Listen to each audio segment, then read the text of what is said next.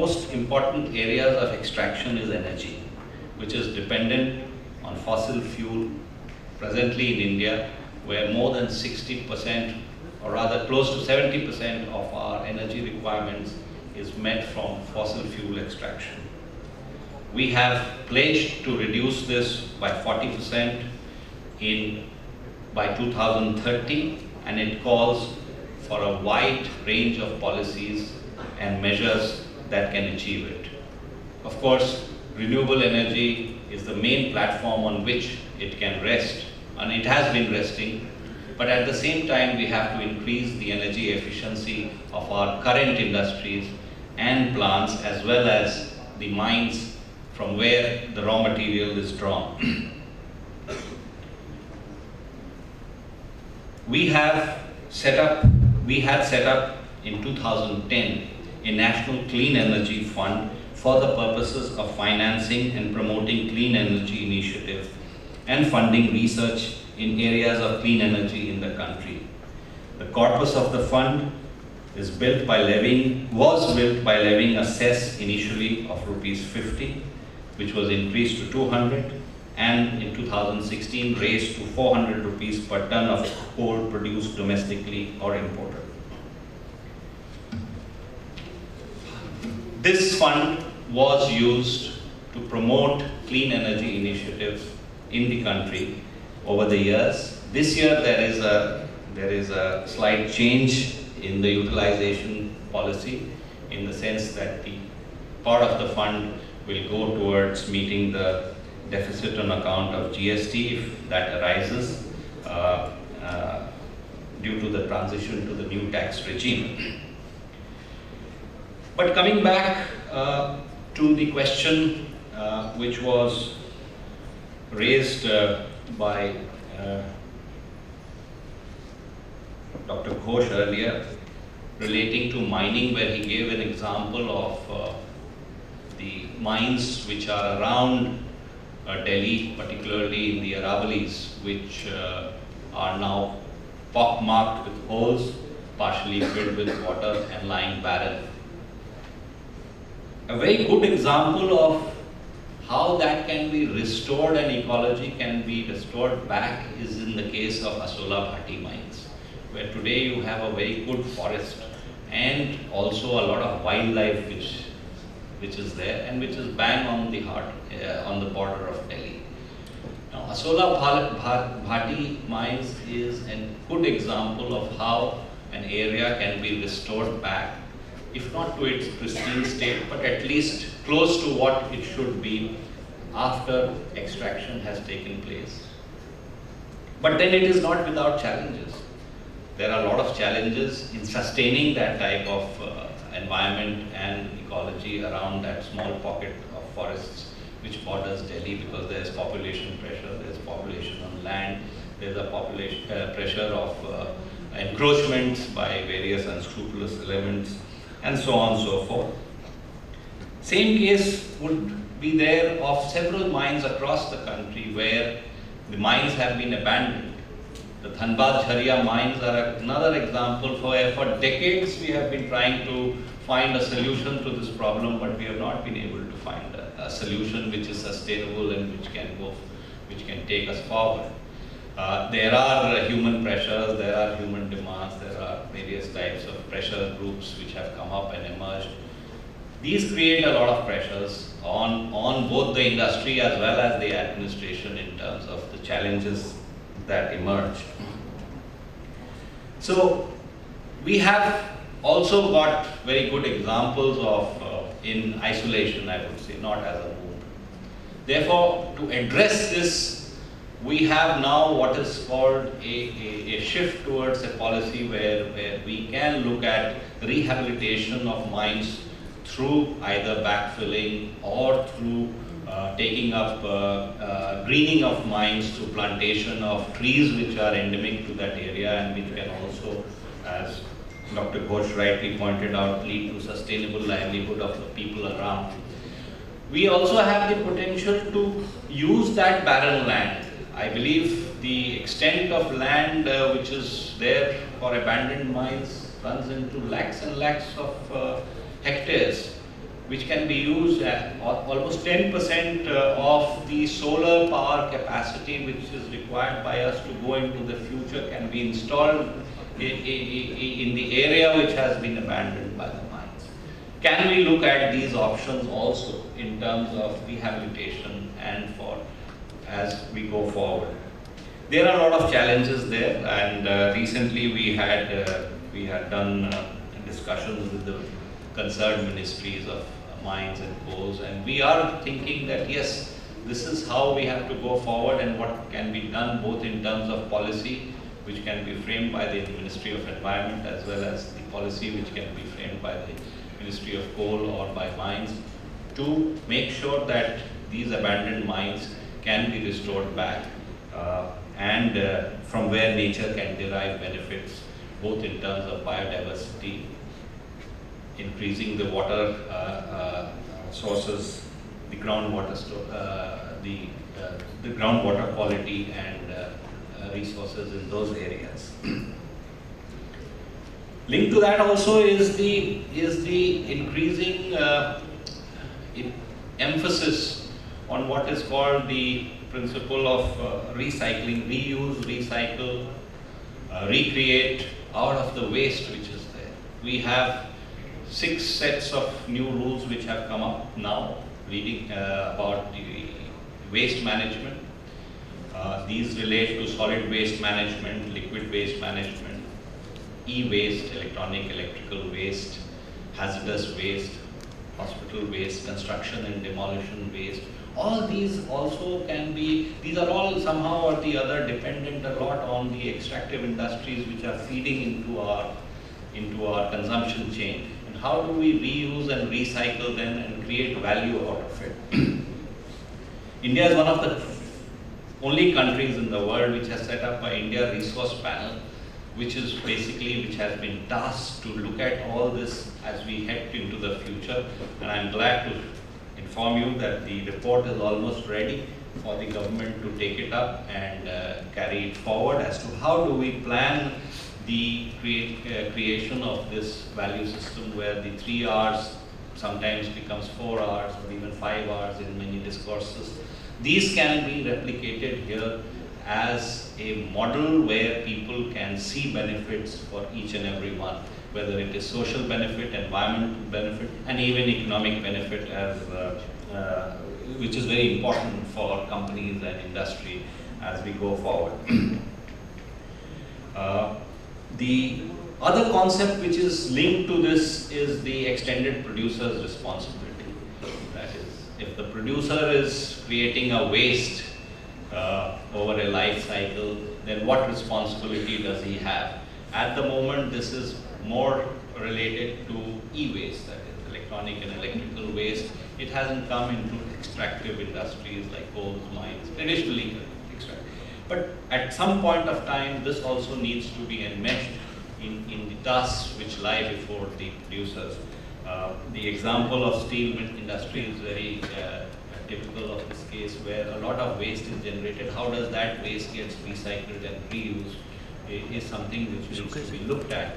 And towards that, what are the type of policy initiatives that can come forward? That can be taken by the ministry.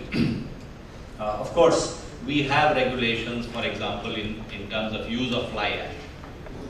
Fly ash regulations have been there for some time now. These have further been streamlined and calibrated in such a way that more and more fly ash gets used. Cement industry is one of the industries which has come forward to take over a lot of waste and recycle and regenerate it in their production cycle. Similarly, backfilling regulations we are trying to work out so that fly ash itself can be used for backfilling of void mines, etc. The overburden can be used for backfilling of mines, and then we can resuscitate the environment over there. Coming back to the issue of EIA, which was flagged, the environmental impact assessment is the key tool which gives the management plan for managing the environment, as well as the company, the industry, the type of activity which is to be done by the project proponent. And in this, again, one of the things which has been introduced is that to distinguish it from CSR, corporate social responsibility, has to be distinguished with what is the responsibility which comes as part of the environmental management plan for the company. Corporate social responsibility emanates from the company's law, and it is linked to a certain formula and a certain principle which is, and for certain types of activities which is there. Now, environmental mitigation or adaptation, protection, conservation is also one of the activities, but there are several others which are enshrined there in the law. Now, apart from this, the ministry has been levying a charge of about 2.5% or so on each of the environmental clearances which has been given, which is to be used solely for basically mitigation activities relating to that factory or that industry which is being set up, and which comes as part of the demand of the public of that area during the process of public consultations that take place before the EIA is analyzed and assessed and approved. So there is already a move that this money should be earmarked and used for environmental mitigation and conservation activities.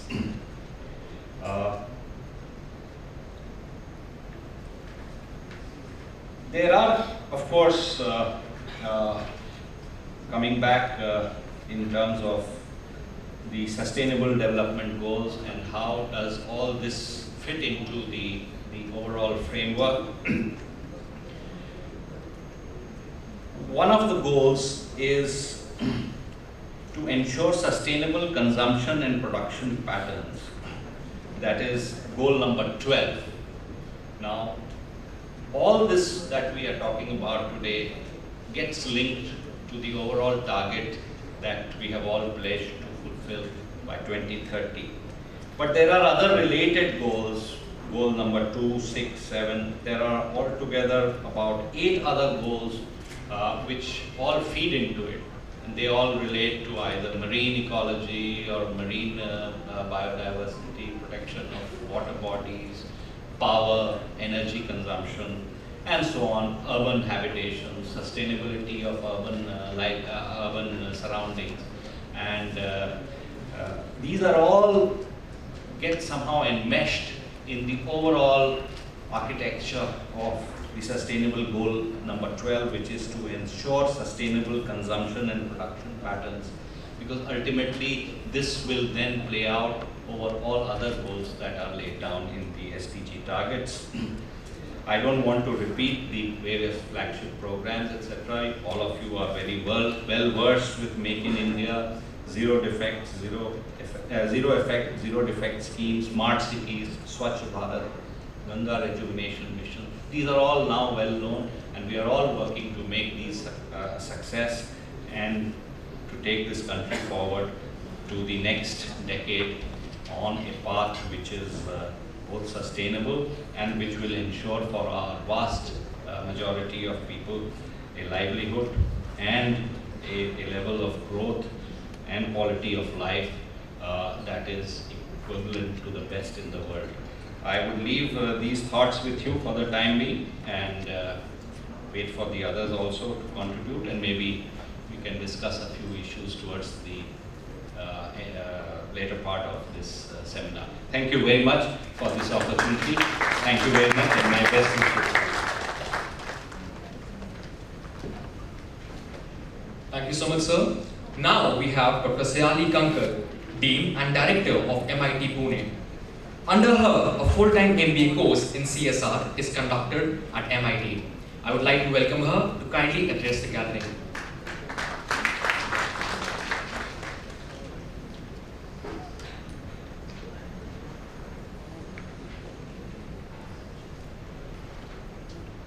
Dignitaries on the dais, Honorable Dr. Ghosh Sahab, Honorable Shri Ajay N Jha, Honorable R.K.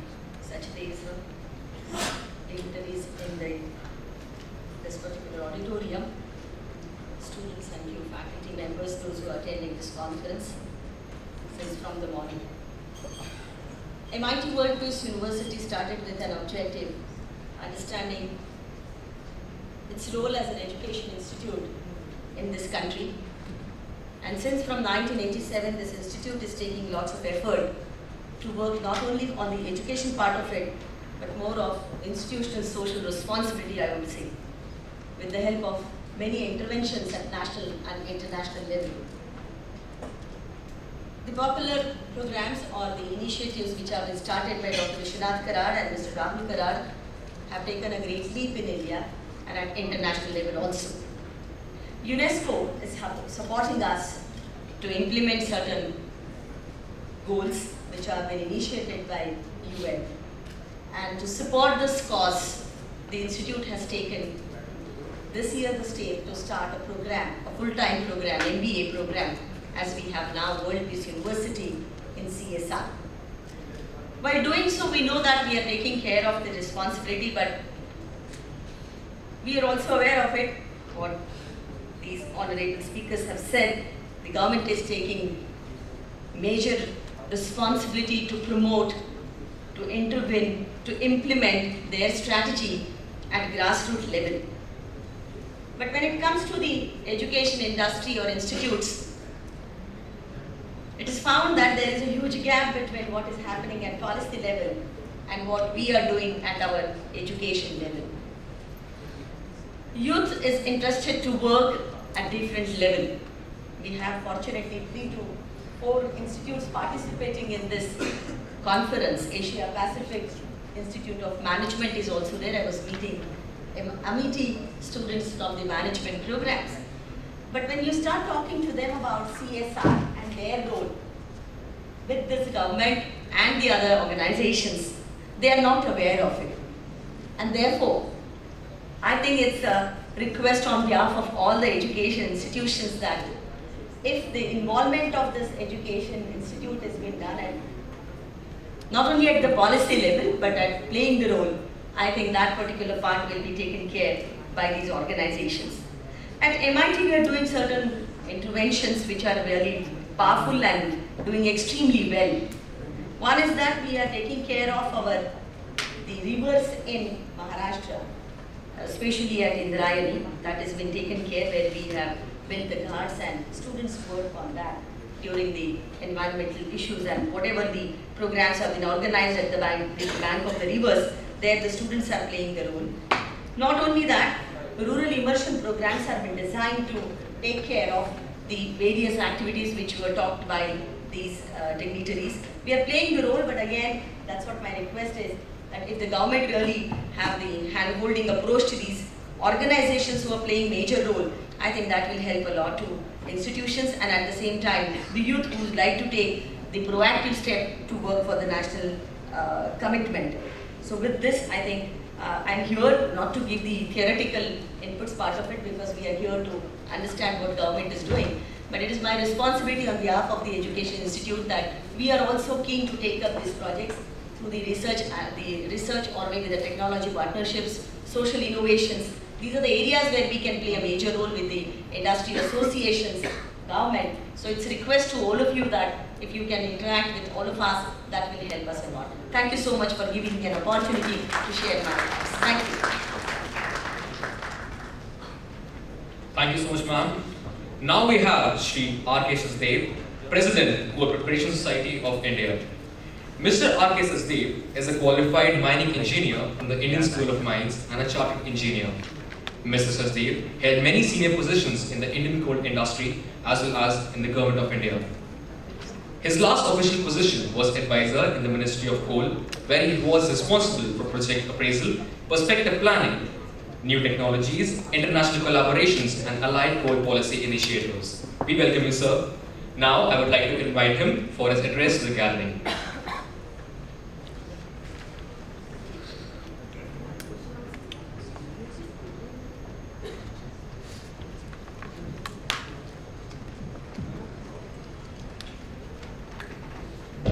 Thank you.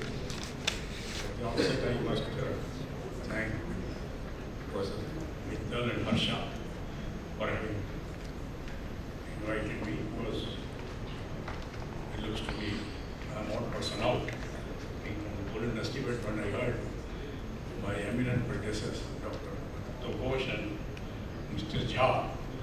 done the job more than what I could contribute. But still, since there's the responsibility, I will also try to add something. Mr. Jha very rightly mentioned the 3 pillars of sustainable development. That is environment protection, economic development, social development. And he mentioned, in fact, this whole thing started way back from early 60s at the global level. Although the pillars remain the same, priorities have been changing. Initially it was economic development, then social responsibility development, the last was environmental protection. Now, on the 2015 agenda, they are all equal. So you have to be equally sensitive to all the 3 components, not only for extractive industries, for any development project. Even now that people do housing as well, the buildings, highways, everybody. But one thing we normally fail to appreciate, and when we meet in such a forum, and everybody feels that the whole thing is going wrong, the extractive industries is not really doing a good job, not very disciplined. That's right. And Dr. Ghosh mentioned, very passing reference I would say, that yes, economic development. And see, let me quickly come to the point. Poverty is the core of all these problems. And unfortunately, with our population of 130 crores or so, of which almost 40%, I'm not quoting any figure of any institution, 40% are below normal, acceptable quality of life or sustainable. Unless we try to pull them up, whatever resources you have, per capita resources mentioned, Mr. Jha mentioned rightly, but there morning you heard Minister that 1% has got control over 56% of the country's wealth. So population is the first thing you have to address. And I must seek apology from all the persons here, and especially Mr. Jha, who is currently a policy maker. With Manrega and all that, they don't, you create only lazy people. You create people who won't like to work. You make them beggars. Of course, as a nation, we go to work, we go to everywhere. But this is, till we address this issue, sustainable development remain on the policy issue only. Now quickly let me come to the points which already they are both Mr. Ghosh, Dr. Ghosh and Mr. Jha has covered everything. But we had very recently had a meeting in month of May. Mr. Jha presided over it. And he himself started quoting about gold quality. But I am from that, my first love, and he said, yes, you are washing it, and people coming to me that you are washing gold to 34% ash. But the companies who are getting, customers getting at 40% ash. Very right. So our ground conditions, ground implementation, our rules, regulations are very robust. Now Mr. Srivastava is here, the ex-Gold Secretary, he will so our rules, regulations on the environment, on the sustainable development, on the policies, they are very robust, no doubt. But when you come to the implementation side, that where we are wanted, we really are short to run. Highly, there is a big shortfall for various reasons. One is, of course, the commitment with which the implementation takes place. Second, even the enforcement, even the supervision, even the monitoring. I mean, you may have the machinery in place, and they no doubt the machinery is in place, no doubt the policies are in place. On the implementation side, we fail. And there, of course, again, I would like to be pardoned. When you have a lot of public sector members, they try to overhaul all these enforcement agencies. As a result, the enforcement becomes weak, monitoring becomes weak, and we are left with those degraded areas. We are left with those mines which Dr. Ghosh mentioned on the roadside, or even, of course, a solar sanctuary example is a good example. But for such a large country, we have to make that all the mining areas, the responsible way of extraction and dealing with it and restoring it is very important. On the restoration side, here I would like to draw attention of Mr. Jha to this land acquisition policy. World over, a mining company, when you are done with mining, you are supposed to use that land commercially, or make it economically viable and use it. But in India, except the land which you have purchased, rest you have to restore back to the original owner. That doesn't work. The original owner after 30 years, 40 years doesn't stay. As a result, we go on neglecting and we think the responsibility is done by